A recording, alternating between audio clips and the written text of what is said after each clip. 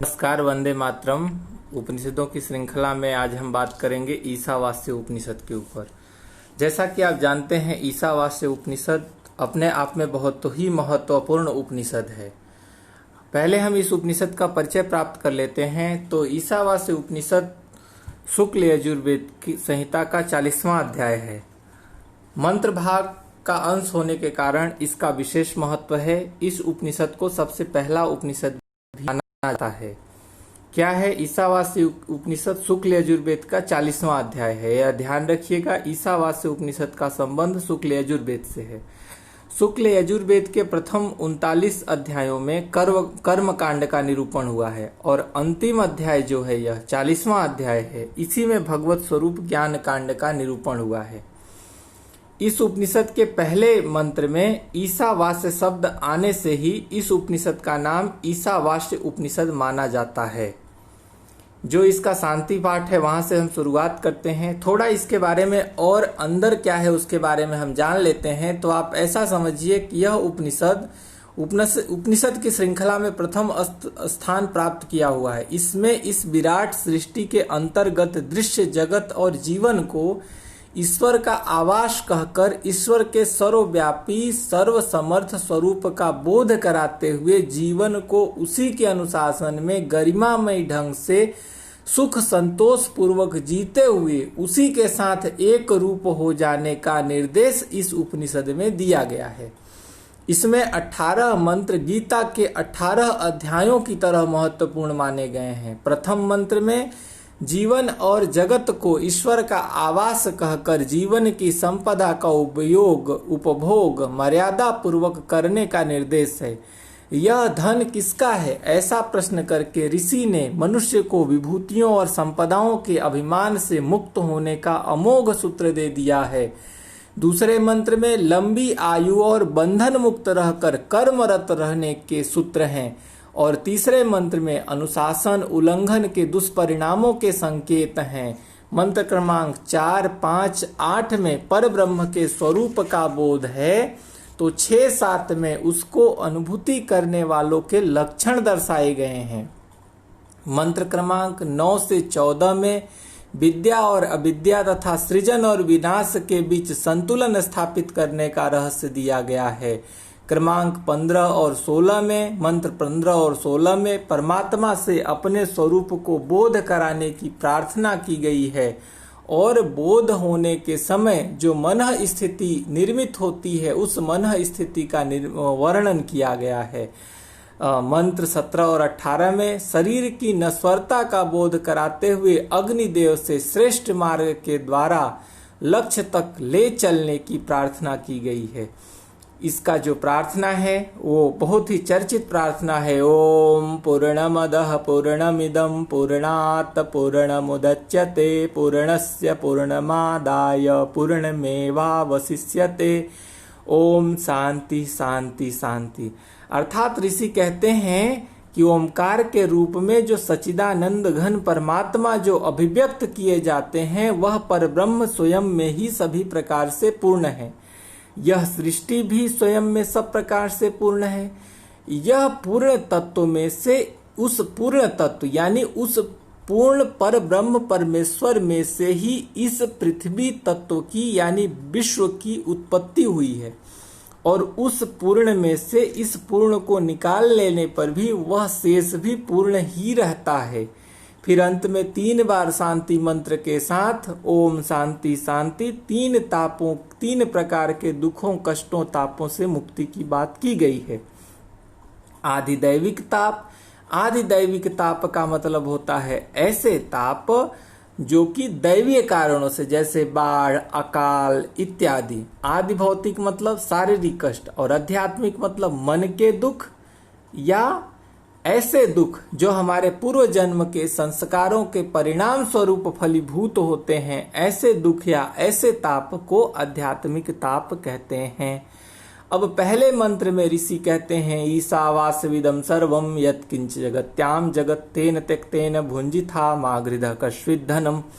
पहले मंत्र में ऋषि कहते हैं कि इस अखिल ब्रह्मांड में जड़ चेतन स्वरूप जगत में जो कुछ भी विद्यमान है वह सब ईश्वर में व्याप्त है। तो उस ईश्वर को अपने साथ रखते हुए, अर्थात उस ईश्वर को साक्षी मानकर उस ईश्वर के निमित्त ही त्याग पूर्वक इस संसार में भोग करो। भोग तो करो, त्याग पूर्वक जियो तो, लेकिन संसार में आसक्त मत हो।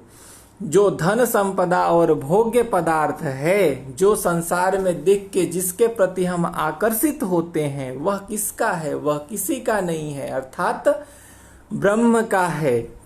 इस प्रकार की भावना के साथ भोग करने का निर्देश ऋषि ने यहाँ दिया। ऋषि ने इस उपनिषद को आगे बढ़ाते हुए कहा कि शास्त्र के नियत कर्मों को करते हुए इस जगत में हमें 100 वर्षों तक जीने की इच्छा करनी चाहिए। ध्यान रखिए, प्रश्न पूछा जा सकता है। ऋषि ने कहा कि नियत कर्मों को करते हुए इस जगत में हमें 100 वर्षों तक जीने की इच्छा करनी चाहिए। शास्त्र नियत त्याग भाव से परमात्मा के निमित्त किया जाने वाला कर्म में मनुष्य लिप्त नहीं होता, अर्थात वह कर्म जो फल के आशा के बगैर और परमात्मा के उद्देश्य से जो कर्म किए जाते हैं, मतलब निमित्त मान के कि हम इस कर्म के निमित्त हैं, इस भावना के साथ कर्म किए जाते हैं जिसमें हमको फल प्राप्ति की कोई इच्छा नहीं होती, उस कर्म के फल में मनुष्य नहीं बंधता है। ऐसा इस उपनिषद में ऋषि का कहना है। ऋषि ऐसा कहना चाहते हैं कि कर्म फल के बंधन में वह व्यक्ति नहीं बंधता जो शास्त्र नियत कर्म त्याग भाव से करता है और परमात्मा के निमित्त करता है। ऋषि आगे कहते हैं कि इसके अतिरिक्त मुक्ति का कोई अन्य मार्ग नहीं है, यानी यदि आप मुक्ति चाहते हैं तो आपको इस तरह से मुक्ति मिलेगी। लेकिन जो इसके विपरीत कर्म करते हैं, मतलब जो कर्म फल में आसक्त होके जो लोग कर्म करते हैं, उन लोगों के लिए ऋषि जो बताते हैं वो कहते हैं कि असुरों के नाम से एक प्रसिद्ध लोक है, असुरा नाम ते लोका अंधेन तमसावृता। मतलब असुरों के नाम से एक प्रसिद्ध लोक है जो मनुष्य जीवन भर अज्ञान तथा दुख और क्लेश रूप महान अंधकार से घिर कर या कहें आच्छादित रहते हैं, या जो मनुष्य अज्ञान स्वरूप होकर अपने आप को कर्ता समझकर कर्म करते हैं, वह अंधकार से घिरे रहते हैं और आच्छादित रहते हैं। जो आत्मा की मुक्ति या कल्याण के निमित्त कर्म नहीं करते, कहने का मतलब जो दुख रूप क्लेश रूप कर्म करते हैं, जो शास्त्र निहित यानी शास्त्र के द्वारा निर्देशित और आत्म कल्याण के उद्देश्य से कर्म नहीं करते, वे मनुष्य मरने के बाद इन्हीं भयंकर लोकों में जाते हैं और उस लोक को बार बार प्राप्त करते हैं। बार बार प्राप्त करते हैं मतलब बार बार पढ़ते हैं। आगे ऋषि ने परमेश्वर की महिमा का वर्णन किया है। परमेश्वर के स्वरूप को पहले बताया है, तो बताया है, यहाँ देखिए परमेश्वर, गलती हो गया है मेरे से, यहाँ रहेगा परमेश्वर। परमेश्वर के स्वरूप को बताते हुए ऋषि कहते हैं कि वो परमेश्वर जो हैं वो अचल हैं और एक ही हैं। वो मन से भी अधिक तीव्र गति युक्त हैं। परमेश्वर एक ही हैं, अचल हैं, मन से अधिक तीव्र गति युक्त हैं, सबके आदि स्वरूप हैं या कहें सबसे पुरातन हैं। वो परमेश्वर ज्ञान स्वरूप हैं। वो परमेश्वर सबको जानने वाले हैं। उन परमात्मा को इंद्र इत्यादि देवता भी नहीं जान पाते, लेकिन वह परमेश्वर सबको जानने वाले हैं। वे स्वयं में स्थित रहते हैं, अर्थात वो गतिशील नहीं रहते हैं, लेकिन फिर भी दौड़ने भागने वाला जो व्यक्ति है उसको वो पीछे छोड़ देते हैं। उनकी गति इतनी तीव्र है, उनके रहने से ही सभी देवताओं की सत्ता है। कहने का मतलब देवताओं की पृथक सत्ता नहीं है, उस परमात्मा की कृपा से ही, परमेश्वर की कृपा से ही, ब्रह्म के कृपा से ही समस्त देवताओं की अपनी सत्ता होती है। उस परमात्मा की कृपा से ही वायु जल आदि देवता जीव की प्राण धारणा, जल वर्षा इत्यादि इत्यादि क्रियाओं का संपादन करने में समर्थ हो पाते हैं। वो परमेश्वर चलते भी हैं, नहीं भी चलते हैं। वो परमेश्वर चलते भी हैं, नहीं भी चलते हैं। वे दूर से भी दूर हैं और पास से भी पास हैं। वो समस्त जगत के भीतर भी व्याप्त हैं और समस्त जगत के बाहर भी व्याप्त हैं। मतलब यह परमेश्वर की महिमा है। वह चलते भी हैं, नहीं भी चलते हैं। वो दूर से भी दूर हैं और हमारे पास से भी पास हैं। वह समस्त जगत के भीतर भी विद्यमान है और समस्त जगत के बाहर भी विद्यमान अर्थात व्याप्त हैं। जो मनुष्य संपूर्ण प्राणियों में परमात्मा को ही देखता है, संपूर्ण प्राणियों में जो मनुष्य संपूर्ण प्राणियों में परमात्मा को ही देखता है, जो मनुष्य संपूर्ण प्राणियों में परमात्मा को ही देखता है, या कहें संपूर्ण प्राणियों में परमात्मा को देखता है, या कहें परमात्मा में संपूर्ण प्राणियों को देखता है, वह मनुष्य कभी किसी से घृणा नहीं करता। जिस स्थिति में मनुष्य परब्रह्म परमेश्वर को जान लेता है, उस अवस्था में, जिस स्थिति में मनुष्य परब्रह्म परमेश्वर को जान लेता है, उस अवस्था में संपूर्ण प्राणी या वह मनुष्य एकमात्र परमात्मा स्वरूप है, ऐसा वह जानने के बाद जब निरंतर साक्षात्कार कर लेता है, तब उस व्यक्ति को मोह शोक इत्यादि नहीं होता। कहने का मतलब वह व्यक्ति शोक मोह से रहित हो जाता है और सर्वथा आनंद की स्थिति में रहता है। तो यहाँ समझने की आवश्यकता यह है कि जो व्यक्ति परमात्मा का साक्षात्कार कर लेता है, जो मनुष्य परमात्मा को साक्षात्कार कर लेता है और संपूर्ण प्राणियों को परमात्मा में निरंतर देखता है और संपूर्ण प्राणियों में परमात्मा को देखता है, उसके पश्चात वह कभी किसी से घृणा नहीं करता। जिस स्थिति में परब्रह्म परमेश्वर को भली भांति मनुष्य जान लेता है और महापुरुषों के अनुभव से ऐसा प्राप्त हुआ है कि संपूर्ण प्राणी एकमात्र परमात्मा में ही स्थित होता है, जो व्यक्ति ये बात जान लेता है और एकमात्र एक तत्व परमात्मा में ही अपने आप को स्थापित कर लेता है और निरंतर उस परमात्मा का साक्षात्कार कर लेता है, उस व्यक्ति को मोह या शोक इत्यादि प्रभावित नहीं करते। वह व्यक्ति सर्वथा आनंद से परिपूर्ण होता है।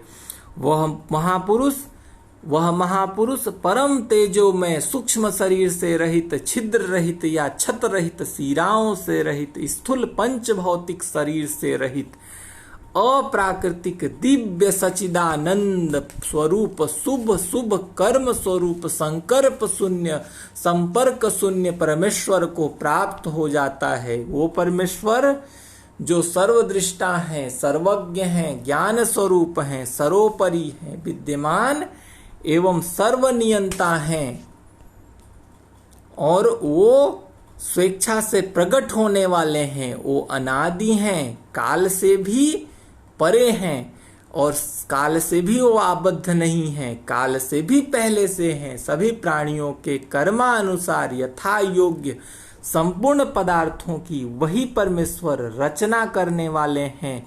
जो व्यक्ति इस रूप से उस परमेश्वर को जान लेता है, वह व्यक्ति उस परमेश्वर को प्राप्त करता है, या कहें वह व्यक्ति उन परमेश्वर को प्राप्त हो जाता है। आगे विद्या और अविद्या की उपासना के परिणाम की चर्चा की गई है। तो यहाँ ऋषि कहते हैं कि जो मनुष्य अविद्या की उपासना करते हैं वे घोर अंधकार में पड़ते हैं। अविद्या का मतलब क्या होता है? अगले 3 मंत्रों में ऋषि ने विद्या और अविद्या के महत्व समझाया है। इस प्रकरण में परब्रह्म परमेश्वर की प्राप्ति के साधन ज्ञान को विद्या के नाम से जाना गया है। मतलब विद्या क्या है? जिन माध्यमों से हम परब्रह्म परमेश्वर की प्राप्ति करते हैं, उनके साधन को ज्ञान, उस साधन के ज्ञान को विद्या के नाम से जाना जाता है। और जिन माध्यमों के द्वारा स्वर्ग आदि लोकों की प्राप्ति अथवा इस लोक के विविध भोग ऐश्वर्य की प्राप्ति के साधन किए जाते हैं, वो कर्म को हम अविद्या के नाम से जानते हैं। इन ज्ञान और कर्म दोनों के तत्वों को भली भांति समझकर उनका अनुष्ठान करने वाला मनुष्य ही इन दोनों साधनों के द्वारा सर्वोत्तम तथा वास्तविक फल प्राप्त कर सकता है, अन्यथा नहीं। इस रहस्य को समझाने के लिए पहले उन दोनों के यथार्थ स्वरूप को समझकर उसके बाद उनका अनुष्ठान करना चाहिए, नहीं तो उसका परिणाम खतरनाक यानी कि अलग हो सकता है। तो आगे ऋषि कहते हैं, जो मनुष्य अविद्या की उपासना करते हैं वो अज्ञान स्वरूप घोर अंधकार में प्रवेश करते हैं। जो मनुष्य विद्या की उपासना करते हैं या विद्या में रत होते हैं लेकिन ज्ञान के मिथ्या अभिमान में मत्त होते हैं, वे अविद्या वालों से भी घोर अंधकार में प्रवेश करते हैं। ऋषि आगे कहते हैं कि हमने धीर पुरुषों के वचन सुने हैं, वे हमें इस विषय को व्याख्या करते हैं और वो कहते हैं कि विद्या अर्थात ज्ञान के यथार्थ अनुष्ठान का दूसरा फल वो बताते हैं और अविद्या अर्थात कर्मों के अनुष्ठान का वो दूसरा फल बताते हैं। ऋषि आगे कहते हैं कि अतः मनुष्य को सर्वप्रथम विद्या और अविद्या दोनों को यथार्थतः जान लेना चाहिए और वह अविद्या अर्थात कर्मों के अनुष्ठान से मृत्यु को पार कर लेता है। और जब व्यक्ति विद्या अर्थात ज्ञान का अनुष्ठान करता है तो उससे अमृत को भोगता है, या कहें अविनाशी आनंदमय परब्रह्म पुरुषोत्तम को प्राप्त कर लेता है और प्रत्यक्ष प्राप्त कर लेता है। आगे ऋषि असंभूति और संभूति की बात करते हैं। असंभूति का मतलब जिनकी पूर्ण रूप से सत्ता न हो, ऐसे देवता, पितर या विनाशशील देव, पितर या मनुष्य आदि योनियां एवं उनकी भोग सामग्रियां जिनकी सत्ता फिक्स नहीं है, जिनकी सत्ता बदल सकती है, उनको असंभूति कहते हैं। संभूति का मतलब संपूर्ण जगत की उत्पत्ति, स्थिति और संहार करने वाले अविनाशी परम ब्रह्म पुरुषोत्तम को संभूति कहा गया है। मतलब संपूर्ण जगत के उत्पत्ति, स्थिति, संहार और विनाश करने वाले पर ब्रह्म पुरुषोत्तम को संभूति के नाम से जाना जाता है। आगे ऋषि कहते हैं कि जो मनुष्य असंभूति, विनाशशील देव, पितर आदि की उपासना करते हैं वो अज्ञान रूप से घोर अंधकार में प्रवेश करते हैं। जो मनुष्य संभूति, अविनाशी पर ब्रह्म पुरुषोत्तम की उपासना करते हैं लेकिन अगर वो उपासना में मिथ्याभिमान में मत्त होते हैं तो उनसे भी मानो घोर अंधकार में पड़ते हैं। फिर आगे वही बात ऋषि कहते हैं कि धीर मनुष्यों ने हमें दोनों उपासनाओं के अलग अलग फल बताए हैं। अतः जो मनुष्य असंभूति और संभूति दोनों को साथ साथ यथार्थ रूप से जान लेते हैं वह विनाशशील देवता और पितरों की उपासना से मृत्यु को प्राप्त कर लेते हैं। अर्थात असंभूति की उपासना से विनाशशील देवता और पितरों की या असंभूति की उपासना से मृत्यु को पार कर लेते हैं। कहने का मतलब असंभूति की उपासना से मृत्यु को पार कर लेते हैं और संभूति की उपासना से परमेश्वर की उपासना से अमृत तत्व का भोग करते हैं और अविनाशी पर ब्रह्म पुरुषोत्तम को प्रत्यक्ष साक्षात्कार के माध्यम से प्राप्त कर लेते हैं। अब आगे ऋषि कहते हैं कि पर ब्रह्म की उपासना हमको किस प्रकार करनी चाहिए। तो कहते हैं कि हे सबके भरण पोषण करने वाले परमेश्वर, सत्य स्वरूप आप सर्वेश्वर हैं और आपका श्रीमुख ज्योतिर्मय सूर्य मंडल के रूप या सुवर्ण पात्र से ढका हुआ है। आपके भक्ति रूप सत्य धर्म का अनुष्ठान करने वाले मुझको अपने दर्शन कराने की कृपा करें और अपना दर्शन करवाने के लिए जो सुवर्ण पात्र से आपका मुख ढका है उस आवरण को हटा लीजिए। हे भक्तों के पोषण करने वाले, हे मुख्य ज्ञान स्वरूप, हे सबके नियंता, हे भक्तों या ज्ञानियों के परम लक्ष्य रूप, हे प्रजापति के प्रिय, इन रश्मियों को एकत्र कीजिए या हटा लीजिए, इस तेज को समेट लीजिए या अपने तेज में मिला लीजिए। जो आपका अतिशय कल्याणमय दिव्य स्वरूप है उस आपके स्वरूप का मैं आपकी कृपा से ध्यान के द्वारा देख रहा हूँ, वह आपका स्वरूप मैं भी हूँ। अब वायु, हे प्राण इंद्रियां अविनाशी समष्टि वायु तत्व में प्रविष्ट हो जाए, यह स्थूल शरीर अग्नि में जलकर भस्म हो जाए। हे सच्चिदानंद ज्ञान परमात्मा, भक्त यहाँ पर परमात्मा का स्मरण करता है और कहता है मेरे कर्मों